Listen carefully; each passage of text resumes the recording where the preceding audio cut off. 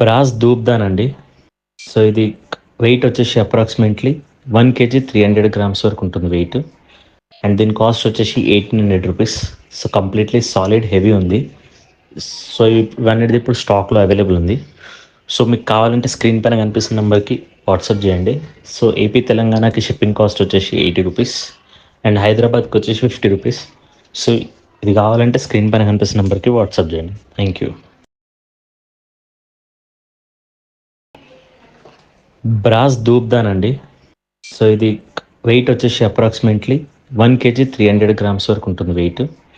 And దీని cost వచ్చేసి 1800 rupees. So completely solid heavy ఉంది.